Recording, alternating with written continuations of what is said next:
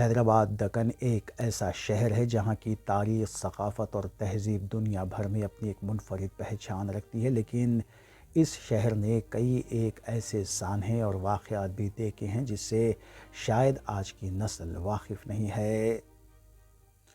حیدرآباد دکن میں 28 ستمبر کا دن قیامت صغریٰ کے نام سے بھی جانا جاتا ہے، کیونکہ 115 سال پہلے 28 ستمبر 1908 کو حیدرآباد دکن بارش اور سیلاب سے تباہ ہو گیا تھا۔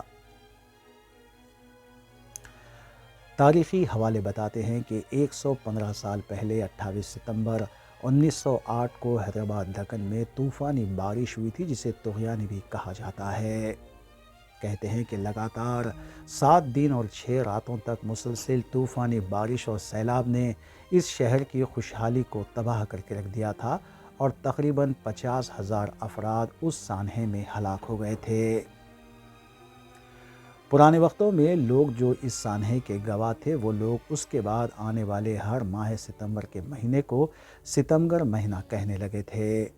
کہا جاتا ہے کہ طغیانی کے وقت جو تباہی ہوئی تھی، تب شہر کے 2 حصوں کو جوڑنے والے 3 اہم پل، افضل گنج پل، مسلم جنگ پل اور چادر گھاٹ پل، سیلاب کی زد میں آ کر بہہ گئے تھے اور صرف پرانا پل ہی دونوں شہروں کو جوڑنے کا ایک واحد ذریعہ تھا۔ اس سیلاب سے سب سے زیادہ متاثر ہونے والے علاقے کولسا واڑی اور گھانسی بازار تھے، جبکہ سیلاب کی وجہ سے تقریباً 80,000 مکانات تباہ ہوئے تھے اور کہا جاتا ہے کہ اس وقت ہاسپٹل میں شریک مریض بھی ہاسپٹل تباہ ہونے سے زندہ دفن ہو گئے تھے۔ 1860 میں تعمیر کردہ افضل گنج پل، مسلم جنگ پل اور چادر گھاٹ پل اس وقت سیلاب اور بارش کی وجہ سے صفحہ ہستی سے مٹ چکے تھے۔ اس کے بعد نظام حیدرآباد میر محبوب علی خان نے سیلاب کی تباہی اور طغیانی کے بعد کی صورتحال کا سڑکوں، گلی کوچوں اور تباہ ہوئی بستیوں میں پہنچ کر جائزہ لیا، جبکہ انہوں نے طوفان کی تباہی اور نقصانات کا سروے بھی کروایا۔ طغیانی میں ہوئی تباہی پر سروجنی نائیڈو نے اپنی ایک نظم میں میر محبوب علی خان کی عوام کے سامنے اشک باری کا ذکر بھی کیا تھا، اور سروجنی نائیڈو نے اپنی اس نظم کا عنوان بھی آصف جہاں کے آنسو رکھا تھا۔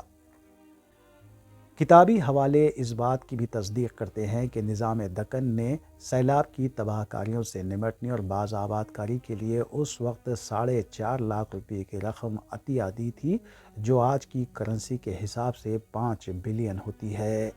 نظام دکن نے سیلاب متاثرین، جن کی تعداد تقریباً 80,000 تھی، ان کے لیے روزانہ 3 مہینے تک کھانے کا انتظام بھی کیا تھا۔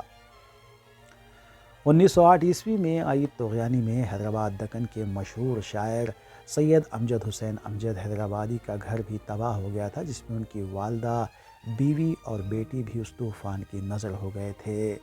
اس کے بعد امجد حسین کی طبیعت میں تصوف کی طرف راغب ہو گئی اور پھر ان کی غزل اور نظموں میں ان کے اپنوں کی جدائی کا غم صاف نظر آنے لگا۔ 28 ستمبر 1908 کی طغیانی سے شہر حیدرآباد تباہ و تاراج ہو گیا تھا، اور جب دھیرے دھیرے شہر کے حالات معمول پر آنے لگے، تب حیدرآباد دکن کے 7ویں نظام میر عثمان علی خان بہادر نے 1920 میں عثمان ساگر اور حمایت ساگر تعمیر کروایا۔ عثمان ساگر، جسے گنڈی پیٹ بھی کہا جاتا ہے، 46 کلومیٹر کے رقبے پر محیط ہے، جبکہ اسی عثمان ساگر اور حمایت ساگر سے شہر حیدرآباد کو پینے کا پانی سربراہ کیا جاتا ہے۔ ناظرین، 115 سال پہلے دکن کی سرزمین پر آئی طغیانی سے متعلق پیش کی گئی اس رپورٹ کا مقصد نئی نسل کو اس بات سے واقف کروانا ہے کہ شہر حیدرآباد میں ایسے بھی وقت گزرا تھا جب لوگ اس طغیانی کو قیامت صغریٰ یعنی چھوٹی قیامت کہا کرتے تھے۔ طغیانی سے متعلق حیدرآباد میں ایک بات اور بھی مشہور ہے کہ اس وقت حیدرآباد شہر میں بارش اور سیلاب کا پانی اتنا جمع ہو گیا تھا کہ چار مینار کی مینار پر بیٹھ کر چڑیا نے پانی پیا تھا۔ اس بات کی توثیق تو نہیں ہوئی ہے، مگر عثمانیہ دواخانے کے پچھلے حصے میں جو باب الداخلہ یعنی گیٹ موجود ہے، اس سے متصل ایک املی کا درخت آج بھی وہاں موجود ہے، اور کہتے ہیں کہ اس درخت پر بیٹھ کر 150 افراد نے اس وقت بارش اور سیلاب سے اپنی جان بچائی تھی، جبکہ طوفان اور سیلاب موسیٰ ندی سے ہوتا ہوا ان کی آنکھوں کے سامنے سے گزر رہا تھا۔